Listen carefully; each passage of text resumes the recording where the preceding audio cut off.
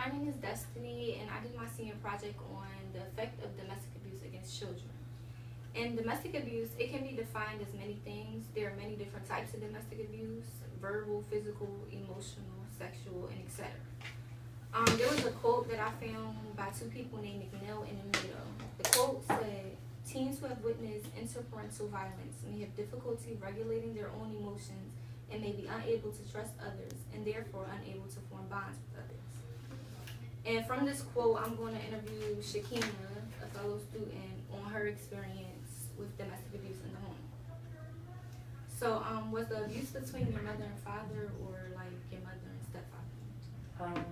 My mom, every relationship my mom has been in, her first relationship was my dad. Mm-hmm. We were younger, so we were about 7, 6, but we were old enough to know what was happening. Right. So it started with my dad, and it continued in every relationship she had. And my mom, I seen my mom be with about 5 different guys, and that's including my dad.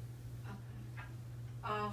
What ways do you think the abuse affected your judgment on like relationships today?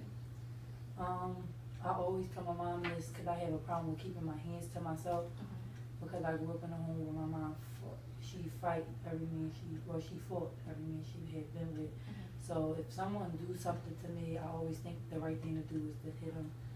And I cried before because I don't want to be in the same situation with my mom. And I noticed that I don't have any self-control because I'm affected by what I was around. Right. And like, how do you think like the abuse affected your view on women? Like, do you now look at them as weak, or like, how do you think you look at women now? I never really looked at it like anything. It made me think my mom was strong, that she took that from different men all the time. I never looked at her like she was weak, because she actually defended herself really well. Okay. Did your mother stay in an abusive relationship? Yes, my mom actually married someone after. They always fought, but she actually stayed with him after he physically shot her in front of my sister. And do you present her for this? No, because I believe everyone has. I don't judge people. So right. When it happened, I was confused, but I didn't judge my mom. I was just based off of supporting her. Like whatever she wanted to do, I support her. And like with my own situation, I was also involved in it, like with my parents and stuff, like with my mother and father. Like my father, he like put his hands on my mom and stuff. But I think our situations are different because you view your mom as strong, and with me, like I guess I now look at like women, not all women, but like as weak. Like if I feel like with my mother, I think since she stayed in an abusive relationship, I now look at her as weak.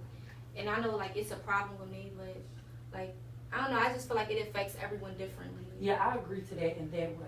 I never looked at it like that, but yeah, for staying, and every time, I didn't fall her because every man that she been with, she didn't think he was going to beat her, it just right. happened. But because she stayed after it continuously happened, I do feel that is a weak sign, but I just thought she was strong because we never had to defend her.